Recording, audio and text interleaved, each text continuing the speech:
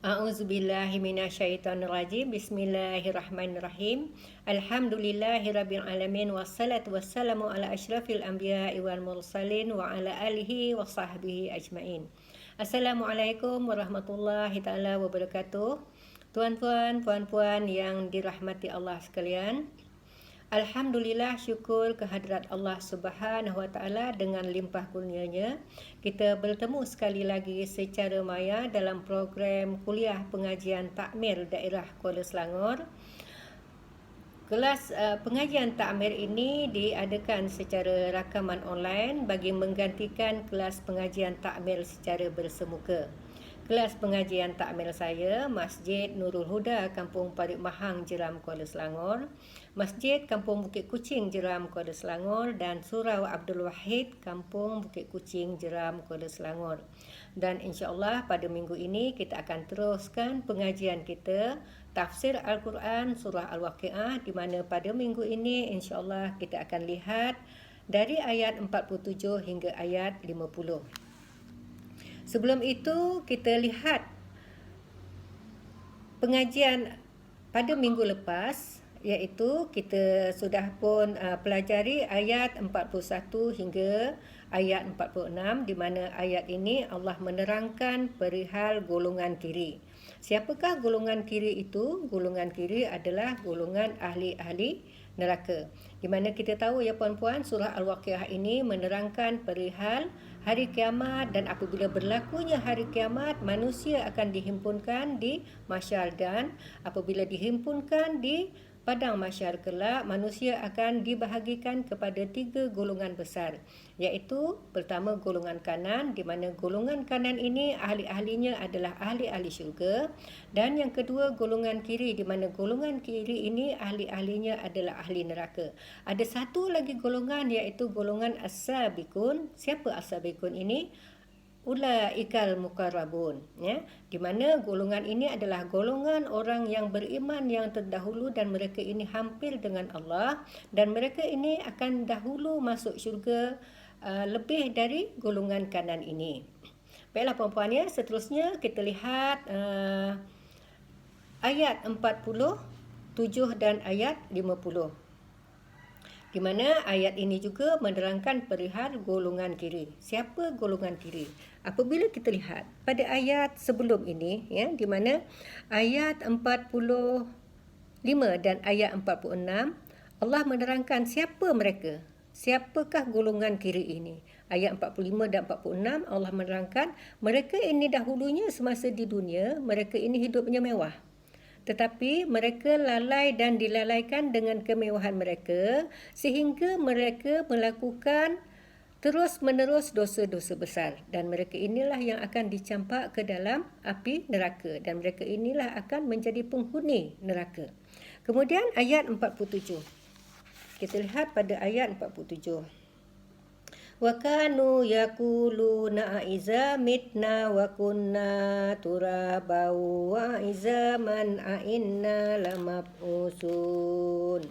Maksudnya, dan juga mereka selalu berkata, adakah sesudah kita mati serta menjadi tanah dan tulang, betulkah kita akan dibangkitkan hidup semula? Ini maksudnya ayat ini bersambung dari ayat sebelumnya. Ayat 46 yang mengatakan mereka yang masuk dalam syurga adalah mereka yang melakukan dosa-dosa besar. Mereka ini hidup mewah di dunia, tetapi mereka melakukan dosa-dosa besar secara terus-menerus. Kemudian ayat 47, mereka yang masuk ke dalam neraka ini juga adalah mereka yang menolak tentang hari kiamat dan hari akhirat. Mereka ini tidak percaya di mana manusia itu yang sudah pun menjadi tanah dan tulang, adakah mereka ini dibangkitkan semula, ya? Kemudian kita lihat ayat 48. Awa abaunal awwalun, dan adakah juga datuk nenek kita yang telah lalu akan dibangkitkan hidup semula?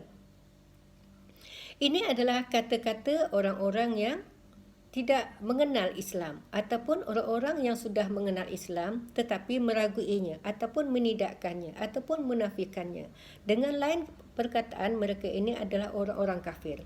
Mereka mendustakan dan menganggap mustahil kejadian kebangkitan semula itu akan berlaku.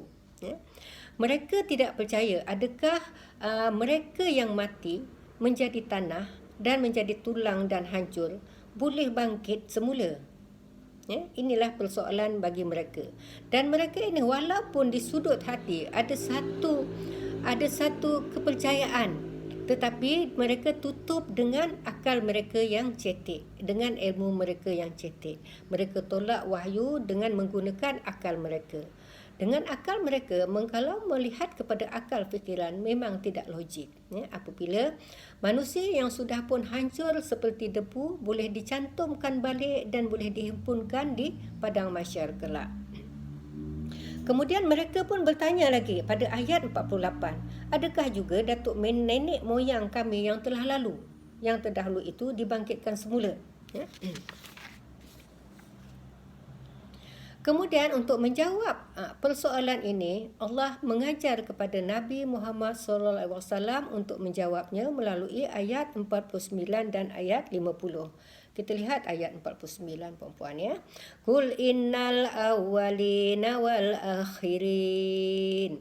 Katakanlah wahai Muhammad, sesungguhnya orang-orang yang telah lalu dan orang-orang yang terkemudian.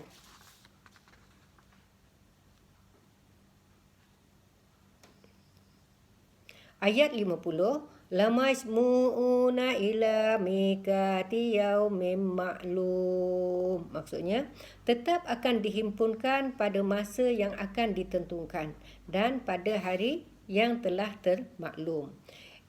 Ini bermaksud ayat 49 dan ayat 49 dan ayat 50 menerangkan kepada kita, ya, ini adalah jawapan bagi mereka-mereka yang bertanya sebelum ini pada ayat 47 dan ayat 48, di mana mereka bertanya, tak mungkin orang yang sudah mati dihimpunkan kembali, dan tak mungkin nenek moyang kami yang terdahulu, yang dah mati dahulu, yang hancur lebur menjadi tanah dan debu boleh dibangkitkan semula. Maka kata Allah, jawablah wahai Muhammad, ya. Jawablah wahai Muhammad, katakanlah wahai Muhammad, sesungguhnya orang-orang yang telah lalu dan orang-orang yang terkemudian, ya, tetap akan dihimpunkan pada masa yang ditentukan pada hari yang termaklum. Bermaksud bukan semata-mata orang yang terdahulu. Orang terdahulu ni nenek moyang atuk mereka yang sudah lalu dari zaman Nabi Adam alaihissalam sehinggalah kepada mereka dan sehinggalah kepada anak cucu mereka dan keturunan-keturunan mereka sehinggalah pada hari kiamat kelak. Semua itu sama ada orang yang terdahulu ataupun orang yang terkemudian. Innal awwalina wal akhirin lamajmu'una ila miqati yaumin ma'lum. Tetap akan dihimpunkan. Bila? Pada masa yang akan ditetapkan, yang akan ditentukan. Dan pada masa itu adalah masa yang sudah pun termaklum. Maknanya masa yang sudah pun kita sedia maklum.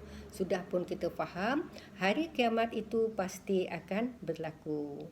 Kesimpulan yang kita dapat dari ayat-ayat ini, ya puan-puan, marilah kita rasa getaran hati kita agar kita dinafikan, agar kita dijauhkan dari menjadi penghuni ataupun dari golongan kiri ini. Dan marilah kita sama-sama berdoa, banyak-banyak kita memohon pada Allah Subhanahu Wa Taala agar kita termasuk dalam golongan kanan yang akan memasuki syurga Allah Subhanahu Wa Taala. Baiklah puan-puan, sekian sahaja kelas pengajian takmir kita pada minggu ini. Sekiranya ada salah dan silap saya, mohon diampunkan dan kita bertemu lagi pada minggu hadapan. Sekian, wabillahi taufik wal hidayah. Assalamualaikum warahmatullahi taala wabarakatuh.